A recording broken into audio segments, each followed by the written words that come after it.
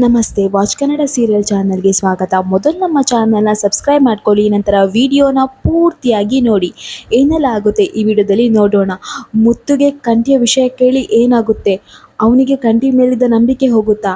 ಅಷ್ಟೇ ಅಲ್ಲ, ನಟರಾಜನಿಗೆ ಊರಲ್ಲಿ ಬಂದಕ್ಕೆ ಅವ್ರಿಗೆ ಯಾರೆಲ್ಲ ಏನೆಲ್ಲ ಅವಮಾನ ಮಾಡ್ತಾರೆ, ಪ್ರತಿಯೊಂದನ್ನು ಈ ವಿಡಿಯೋದಲ್ಲಿ ನೋಡೋಣ. ಇನ್ನು ಸಂಚಿಕೆ ಪ್ರಾರಂಭದಲ್ಲಿ ವೈಭವಿ ಖುಷಿಯಾಗಿ ನಗ್ತಾ ಕೂತ್ಕೊಂಡಿರ್ತಾಳೆ. ಆಗ ಅವಳಮ್ಮ ಹೇಳ್ತಾಳೆ, ನಿಂಗೆ ನಾಚಿಕೆ ಆಗಲ್ವೇನೆ, ಯಾಕೆ ನನಗೆ ಈ ರೀತಿ ಮಾಡಿದ್ಯಾ? ನಿಂಗೆ ಸ್ವಲ್ಪ ಆದರೂ ನಾಚಿಕೆ ಅಲ್ವಾ? ಅಷ್ಟು ಜನರ ಮುಂದೆ ಹೇಳಿದ್ಯಲ್ಲ ನಾನು ಗರ್ಭಿಣಿ ಅಂತ. ಅಷ್ಟೇ ಅಲ್ಲ, ಆ ಗತಿ ಇಲ್ಲದವನನ್ನು ಮಗು ಅಪ್ಪ ಅಂತ ಹೇಳಿದ್ಯಲ್ಲ, ಏನೇ ಹೇಳಲಿ ನಾನು, ನಿಂಗೆ ಯಾವಾಗಲೇ ಬುದ್ಧಿ ಬರುತ್ತೆ? ಯಾಕೆ ಹೀಗೆ ಮಾಡಿದಿ? ನಿಂಗೆ ಮಾನ ಮರ್ಯಾದೆ ಎಲ್ಲ ಏನೂ ಇಲ್ವೇನೆ ಅಂತ ಹೇಳ್ಕೊಂಡು ತುಂಬಾ ಗೊಬ್ಬೆ ಹಾಕ್ತಾ ಇರ್ತಾಳೆ. ಇನ್ನು ಅವಳು ಅಣ್ಣ ಹೇಳ್ತಾನೆ, ಅಲ್ಲ, ನನ್ನ ಫ್ರೆಂಡ್ಸ್ ಎದುರಿಗೆ ಮಾನ ಮರ್ಯಾದೆ ಎಲ್ಲ ತೆಗೆದ್ಬಿಟ್ಟಿಯಲ್ಲ, ನಿಂಗೆ ನಾಚಿಕೆ ಆಗಲ್ವಾ? ನೀನು ಆ ಗತಿಗೆಟ್ಟವನನ್ನು ಲವ್ ಮಾಡಿದಿ ಅಂತ ಹೇಳಿ ನನ್ನ ಫ್ರೆಂಡ್ಸ್ ಹತ್ರ ಹೇಳಿ ಮದುವೆ ಆಗು, ನೀನು ಮದುವೆ ಆಗು, ಅವ್ನು ಸರಿ ಇಲ್ಲ, ನೀನು ಮದುವೆ ಆಗಿ ಅವಳಿಗೊಂದು ಜೀವನ ಕೊಡಂತ ನಾನು ಹೇಳಿದೆ. ಆದರೆ ಅವನೀಗ ನನಗೆ ಹೇಳ್ತಾ ಇದ್ದಾನೆ, ನೀನು ಗರ್ಭಿಣಿ ತಂಗಿಯನ್ನ ನನಗೆ ಮದುವೆ ಮಾಡಿಸ್ಲಿಕ್ಕೆ ಹೊರಟಿದ್ಯಾ ಅಂತ ಹೇಳ್ಕೊಂಡು ನನ್ನ ಫ್ರೆಂಡ್ಸ್ ಎದುರಿಗೆಲ್ಲ ನನ್ನ ಮರ್ಯಾದೆ ತೆಗೆದ್ಬಿಟ್ಟಿಯಲ್ಲ, ಇವತ್ತು ನಾನು ಸುಮ್ಮನೆ ಬಿಡಲ್ಲ, ಇವತ್ತು ನಿಂಗೊಂದು ನನ್ನ ಗತಿ ಕಾಣಿಸ್ತೇನೆ ಅಂತ ಹೇಳಿ ಅವಳಿಗೆ ಹೊಡಿಲಿಕ್ಕೆ ಹೋಗ್ತಾನೆ. ಆವಾಗ ಅವಳ ಅಮ್ಮ ಹೇಳ್ತಾರೆ, ಏ ವೀರೇಶ, ಸುಮ್ಮನೆ ಇರೋ, ಏನೋ ಮಾಡಬೇಡ ಕಣೋ, ನೀನು ಏನಾದರೂ ಮಾಡಿದರೆ ನಾಳೆ ಪೇಪರಲ್ಲಿ ಬರುತ್ತೆ, ಗರ್ಭಿಣಿ ತಂಗಿ ಮೇಲೆ ಹಲ್ಲೆ ಮಾಡಿದ ಅಣ್ಣ ಅಂತ ಹೇಳ್ಕೊಂಡು, ಸುಮ್ಮನಿರೋ ನೀನು ಅಂತ ಹೇಳ್ತಾಳೆ. ಇನ್ನು ಅವ್ರ ಅಮ್ಮ ಹೇಳ್ತಾರೆ, ಅಲ್ವೇ ನೀನು ಹೀಗೆ ನಿಂತಿದ್ದೀಯಲ್ಲ, ನಿಂಗೇನೂ ನಾಚಿಕೆ ಆಗಲ್ವಾ? ನಿಂಗೆ ಏನೂ ಅನ್ಸಲ್ವಾ? ನಾನು ಇಷ್ಟು ಗೊಬ್ಬೆ ಹಾಕ್ತಿದ್ದೆ, ನಿಂಗೆ ಮನಸ್ಸಲ್ಲಿ ಏನೂ ಅನ್ಸಲ್ವೇನೆ? ಹೇಳೆ, ಏನಾದರೂ ಮಾತಾಡೆ ಅಂತ ಹೇಳ್ತಾಳೆ. ಆಗ ವೈಭವಿ ತುಂಬಾ ಡ್ರಾಮಾ ಮಾಡ್ತಾಳೆ. ವೈಭವಿ ಹೇಳ್ತಾಳೆ, ಹೌದಮ್ಮ, ನಂಗೆ ಅನಿಸ್ತಾ ಇದೆ ಅಂತ ಹೇಳ್ತಾಳೆ. ಆಗ ಅವ್ರ ಅಮ್ಮ ಹೇಳ್ತಾರೆ, ಏನು ಅನಿಸ್ತಿದೆ ಕಣೆ ಅಂತ ಹೇಳ್ತಾಳೆ. ಆವಾಗ ವೈಭವಿ ಹೇಳ್ತಾಳೆ, ಅದು ಅಮ್ಮ, ನನಗೆ ಮಾವಿನಕಾಯಿ ತಿನ್ನಬೇಕು ಅಂತ ಅನಿಸ್ತಿದೆ, ಅಷ್ಟೇ ಅಲ್ಲ ಹುಳಿ ತಿನ್ನಬೇಕು ಅಂತ ಅನಿಸ್ತಿದೆ, ಇನ್ನು ಕೆಮ್ಮಣ್ಣು ತಿನ್ನಬೇಕಂತ ಅನಿಸ್ತಿದೆ ಅಮ್ಮ. ಅಮ್ಮ ನೀನು ಹೇಳು, ನಿಂಗೆ ಗರ್ಭಿಣಿ ಇದ್ದಾಗ ನಿಂಗೆ ಏನೆಲ್ಲ ತಿನ್ನಬೇಕು ಅಂತ ಅನಿಸ್ತಿತ್ತು ಅಂತ ಹೇಳ್ತಾರೆ. ಆಗ ವೈಭವಿ ಅಮ್ಮಗೆ ಸಿಕ್ಕಾಪಟ್ಟೆ ಸಿಟ್ಟು ಬರುತ್ತೆ. ಇನ್ನು ವೈಭವಿ ಅಣ್ಣ ಹೊಡಿಲಿಕ್ಕಂತ ಹೋಗ್ತಾನೆ. ಇನ್ನು ವೈಭವಿ ಅಣ್ಣ ಹೇಳ್ತಾನೆ, ನಿನ್ನ ಫೋನ್ ಕೊಡೆ, ಮೊದಲು ನಿನ್ನ ಫೋನ್ ಅನ್ಲಾಕ್ ಮಾಡಿ ಕೊಡು. ಅವನು ಮಾಡೋದೆಲ್ಲ ಮಾಡಿ ದೇವಸ್ಥಾನದಲ್ಲಿ ಹೋಗಿ ಕೂತಿದ್ದಾನ, ಅವನು ನನಗೆ ಸುಮ್ಮನೆ ಬಿಡಲ್ಲ, ಫೋನ್ ಅನ್ಲಾಕ್ ಮಾಡಿ ಕೊಡೆ ಅಂತ ಹೇಳಿ ವೈಭವಿಗೆ ಹೆದರಿಸ್ತಾನೆ. ಇನ್ನು ವೈಭವಿ ಫೋನ್ ಅನ್ಲಾಕ್ ಮಾಡಿ ಕಂಠಿಗೆ ಕಾಲ್ ಮಾಡ್ತಾಳೆ. ಇನ್ನು ಮನೆಯವರೆಲ್ಲರೂ ಊಟ ಮಾಡ್ತಾ ಇರ್ತಾರೆ. ಆವಾಗ ಕಂಠಿಗೆ ಕಾಲ್ ಬರುತ್ತೆ. ಆಗ ಮುತ್ತು ಹೇಳ್ತಾನೆ, ಇಲ್ಲ, ಊಟ ಮಾಡು, ಊಟ ಮಾಡಿದಾದ್ಮೇಲೆ ಕಾಲಲ್ಲಿ ಮಾತಾಡು, ಮಧ್ಯದಲ್ಲಿ ಎದ್ದು ಹೋಗಬಾರ್ದು ಅಂತ ಹೇಳ್ತಾರೆ. ಆಗ ಕಂಠಿ ಹೇಳ್ತಾನೆ, ಊಟ ಆಯ್ತಣ್ಣ ನಂದು ಅಂತ ಹೇಳಿ ಬೇಗ ಊಟ ಮಾಡಿ ಕಾಲ್ ರಿಸೀವ್ ಮಾಡಲಿಕ್ಕೆ ಹೋಗ್ತಾನೆ. ಆವಾಗ ಮನೆಯವರಿಗೆ ಗೊತ್ತಾಗುತ್ತೆ ಅದು ವೈಭವಿ ಕಾಲ್ ಅಂತ. ಅದಕ್ಕೆ ಕಂಠಿ ಹೇಳ್ತಾನೆ, ಅಣ್ಣ ಸ್ವಲ್ಪ ಒಂದು ನಿಮಿಷ, ನಾನು ಹೊರಗೆ ಹೋಗಿ ಬರ್ತೇನೆ ಅಂತ ಹೇಳಿ ಹೊರಗೆ ಹೋಗಿ ಕಾಲಲ್ಲಿ ಮಾತಾಡ್ಲಿಕ್ಕೆ ಹೋಗ್ತಾನೆ. ಇನ್ನು ಕಂಠಿ ಹೇಳ್ತಾನೆ, ವೈಭವಿ ಅಂತ ಹೇಳ್ತಾನೆ. ಆವಾಗ ಅವಳ ಅಣ್ಣ ಹೇಳ್ತಾನೆ, ನಾನು ವೈಭವಿ ಅಲ್ಲ, ವೀರೇಶ್. ಅಲ್ಲ, ನಿಂಗೆ ನಾಚಿಕೆ ಮಾನ ಮರ್ಯಾದೆ ಏನೂ ಇಲ್ವಾ? ಏನು ನೀನು ತೆವಲ್ ತೀರಿಸ್ಕೊಳ್ಳಿಕ್ಕೆ ನನ್ನ ತಂಗಿಯನ್ನು ನೀನು ಬಳಸ್ಕೊಂಡ್ಯಾ? ನಿನಗೆ ನಾಚಿಕೆ ಇಲ್ವಾ ಅಂತ ಕೇಳ್ತಾನೆ.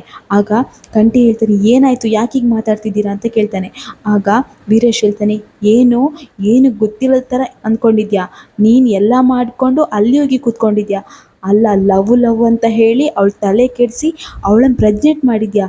ಇನ್ನನ್ನು ಸುಮ್ಮನೆ ಬಿಡಲ್ಲ ಕಣೋ, ಎಲ್ಲೋಗಿದ್ಯಾ? ಹೂತಾಕ್ಬಿಡ್ತೇನೆ ಕಣೋ ನಿನ್ನ ನಾನಂತೂ ಸುಮ್ಮನೆ ಬಿಡಲ್ಲ, ಎಲ್ಲೋ ಇದೆಯಾ ನೀನು, ಮಾಡಿಸ್ತೇನೆ ನಿನಗೆ ಅಂತ ಹೇಳ್ಕೊಂಡು ಬಾಯಿಗೆ ಬಂದಾಗ ಬೈತಾನೆ ಇರ್ತಾನೆ. ಕಂಠಿಗೆ ಏನು ಮಾತಾಡ್ಬೇಕಂತಲೇ ಅರ್ಥ ಆಗಲ್ಲ. ಕಂಠಿನೂ ಶಾಕಲ್ಲಿ ಇರ್ತಾನೆ, ಅವನಿಗೆ ಏನು ಮಾತಾಡಬೇಕು, ಇವನು ಏನು ಹೇಳ್ತಿದ್ದಾನೆ, ವೈಭವಿ ಯಾಕೆ ಹಾಗೆ ಹೇಳಿದ್ದು, ಏನೂ ಅರ್ಥ ಆಗಲ್ಲ. ಅವ್ನು ಸುಮ್ಮನೆ ಇದ್ಬಿಡ್ತಾನೆ. ವೀರೇಶ ಎಷ್ಟು ಬೈತಾ ಇದ್ರು ಆ ಕಡೆಯಿಂದ ವಾಯ್ಸೇ ಬರ್ತಿರಲ್ಲ. ಆಗ ಅವ್ರ ಅಮ್ಮ ಫೋನ್ ತಗೊಂಡು ಕಟ್ ಮಾಡ್ತಾರೆ. ಆಗ ವೀರೇಶ್ ಹೇಳ್ತಾನೆ, ಯಾಕಮ್ಮ ಫೋನ್ ಕಟ್ ಮಾಡಿದ್ಯಾ ಅಂತ ಹೇಳ್ತಾನೆ. ಆಗ ಅವ್ರ ಅಮ್ಮ ಹೇಳ್ತಾರೆ, ಅಲ್ಲ ಕಣೋ, ನೀನು ಆ ಥರ ಮಾತಾಡ್ತಿದ್ದೆ, ಆದರೆ ಅವನ ಬಾಯಲ್ಲಿ ಒಂದಾದರೂ ಮಾತು ಬರ್ತಿದ್ಯಾ? ಇಲ್ಲ ತಾನೆ. ಇದಕ್ಕೆಲ್ಲ ಒಬ್ಬನೇ ಇರೋದು ಮುತ್ತು ಹೇಗೂ ಮುತ್ತು ಸುರಿಸಿದಾಗೆ ಮಾತಾಡ್ತಾನೆ, ಅವನ ಹತ್ರನೇ ಕಾಲ್ ಮಾಡಬೇಕು, ಮೊದಲು ಅವನಿಗೆ ಕಾಲ್ ಮಾಡು ಅಂತ ಹೇಳ್ತಾಳೆ. ಆಗ ವೀರೇಶ್ ಹೇಳ್ತಾನೆ, ಅವನ ನಂಬರ್ ನನ್ನ ಹತ್ರ ಇಲ್ಲ ಅಂತ ಹೇಳ್ತಾನೆ. ಆಗ ವೈಭವಿ ಅಮ್ಮ ಹೇಳ್ತಾಳೆ, ಹೌದಲ್ವಾ, ಅವನ ನಂಬರ್ ನಾನು ಎಲ್ಲೋ ಬರೆದಿಟ್ಟಿದ್ದೆ, ಪುಸ್ತಕದಲ್ಲಿ ಬರೆದಿಟ್ಟಿದ್ದೇನೆ ಅಂತ ಹೇಳ್ಕೊಂಡು ಆ ನಂಬರಿಗೆ ಡಯಲ್ ಮಾಡ್ತಾಳೆ. ಇನ್ನು ಮುತ್ತು ಫೋನ್ ಎತ್ತಿದ ಕೂಡಲೇ ಅವ್ರ ಅಮ್ಮ ಹೇಳ್ತಾರೆ, ಯಾರಿದು, ಶ್ರೀಗಂಧದ ಗುಡಿ ಮುತ್ತು ಅಲ್ವಾ ಅಂತ ಕೇಳ್ತಾಳೆ. ಅದಕ್ಕೆ ಹೌದು ಅಂತ ಹೇಳ್ತಾಳೆ. ಆಗ ಅವನು ಹೇಳ್ತಾನೆ, ಅಲ್ಲ, ನಿನ್ನ ತಮ್ಮ ಓದಲ್ಲಿ ಬಂದಲ್ಲಿ ನಿನ್ನ ತಮ್ಮನ ಪರವಾಗಿ ಮಾತಾಡ್ತಿದ್ಯಲ್ಲ, ಅವನೆಷ್ಟು ಕಚಡ ಕೆಲಸ ಮಾಡಿದಾನಂತ ನಿಂಗೆ ಗೊತ್ತಿದೆಯಾ ಅಂತ ಕೇಳ್ತಾರೆ. ಆಗ ಮುತ್ತು ಹೇಳ್ತಾನೆ, ಏನು ಹೇಳ್ತಿದ್ದೀರಾ, ಏನಾಯಿತು ಅಂತ ಹೇಳ್ತಾನೆ. ಆಗ ಅವಳು ಹೇಳ್ತಾಳೆ, ನಾನು ವೈಭವಿನ ಇವನು 3 ತಿಂಗಳು ಮಾಡಿದ್ದಾನೆ, ಅದು ನಿಮ್ಗೆ ಗೊತ್ತಿದೆಯಾ ಅಂತ ಕೇಳ್ತಾನೆ. ಆಗ ಮುತ್ತುಗಂತೂ ಸಿಡಿಲ್ ಬಡ್ದಾಗ ಆಗುತ್ತೆ, ನಿಂತನೆಲ್ಲ ಕುಸಿಯುತ್ತೆ. ಅಷ್ಟು ಅವನಿಗೆ ಏನು ಮಾಡ್ಬೇಕಂತಲೇ ಗೊತ್ತಾಗಲ್ಲ. ಕಂಠಿ ಈ ರೀತಿ ಮಾಡಿಬಿಟ್ನೆ ಹೇಳ್ಕೊಂಡು ತುಂಬ ಶಾಕ್ ಆಗ್ತಾನೆ ಮುತ್ತು. ಇನ್ನು ಅವ್ರು ಹೇಳ್ತಾರೆ, ನಮ್ಮ ಮಾನ ಮರ್ಯಾದೆನ ಎಲ್ಲ ತೆಗೆದುಬಿಟ್ಲು. ಅಲ್ಲ, ನಿಂಗೇನು ಅನಿಸಲ್ವಾ ನಿನ್ನ ತಮ್ಮ ಮಾಡಿರೋ ಕೆಲಸಕ್ಕೆ?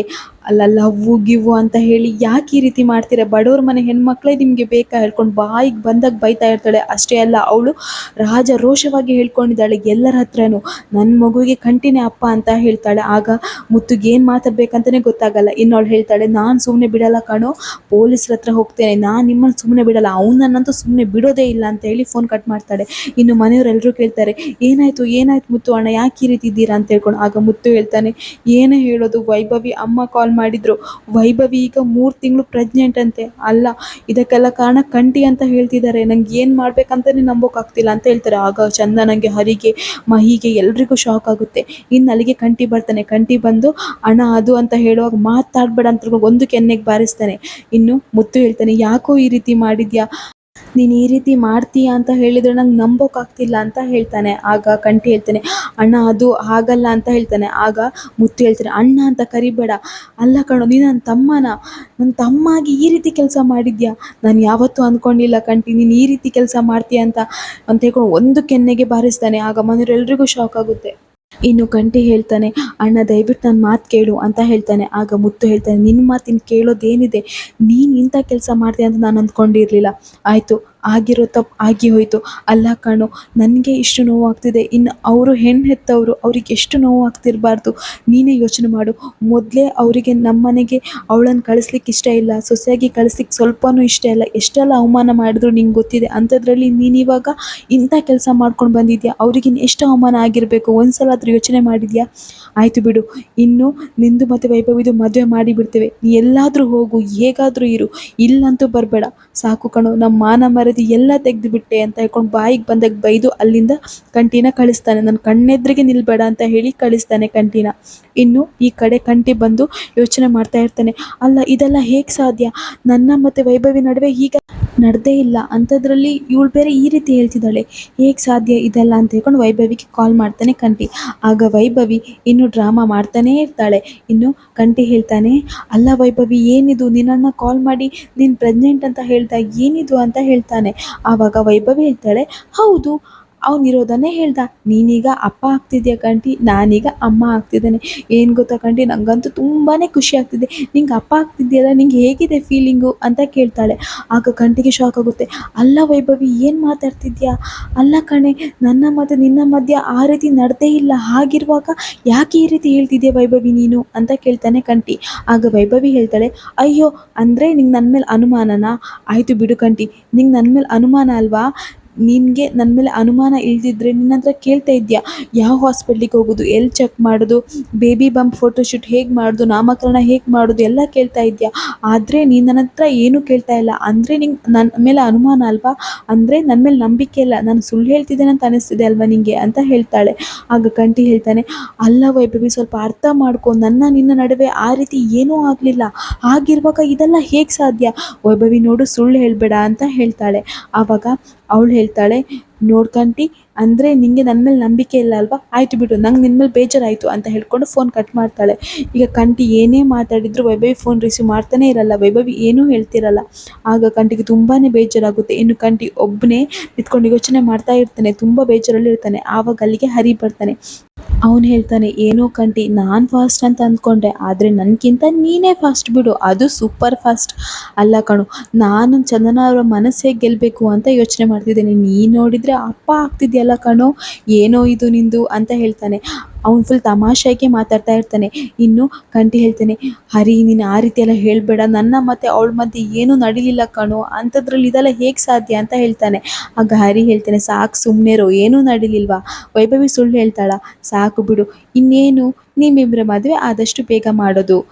ಅಲ್ಲ, ದೇವಸ್ಥಾನಕ್ಕೆ ಬಂದಿರೋದು ಪ್ರಾರ್ಥನೆ ಮಾಡ್ಕೊಳ್ಳಿಕ್ಕೆ, ಮನೆ ಸಂಕಷ್ಟ ದೂರ ಆಗಲಿ, ಅಣ್ಣನ ಮದುವೆ ಆಗಲಿ ಅಂತ ಹೇಳ್ಕೊಂಡು ಬಂದ್ವಿ, ಆದರೆ ಇಲ್ಲಿ ನೋಡಿದರೆ ನೀನು ಅಪ್ಪ ಆಗ್ತಿದ್ದಿ ಕಣೋ, ಅಂದರೆ ನಮ್ಮ ಮನೆಗೆ ಮೊದಲೇ ಪಾಪು ಬರ್ತಿದೆ, ಅಯ್ಯೋ ಬೆಂಗಳೂರಿಗೆ ಬೇಗ ಹೋಗಬೇಕಪ್ಪ, ಎಷ್ಟು ಕೆಲಸ ಇದೆ, ನಿನ್ನ ಮದುವೆ ಅರೇಂಜ್ಮೆಂಟ್ ಮಾಡಬೇಕು, ಎಷ್ಟೆಲ್ಲ ಕೆಲಸ ಇದೆ ಅಂತ ಹೇಳ್ಕೊಂಡು ತುಂಬಾ ಖುಷಿಯಾಗಿ ಮಾತಾಡ್ತಾ ಇರ್ತಾನೆ. ಇನ್ನು ಕಂಟಿ ಕಾಲು ಎಳಿತಾ ಇರ್ತಾನೆ, ಆದರೆ ಕಂಟಿ ಅಂತೂ ತುಂಬ ಬೇಜಾರಲ್ಲಿರ್ತಾನೆ. ಕಂಟಿ ಹೇಳ್ತಾನೆ, ನಿಂಗೆ ಯಾವತ್ತೂ ನಾನು ಹೇಳಿದ ಅರ್ಥ ಆಗಲ್ಲ ಬಿಡು ಅಂತ ಹೇಳಿ ಅಲ್ಲಿಂದ ಹೋಗ್ತಾನೆ.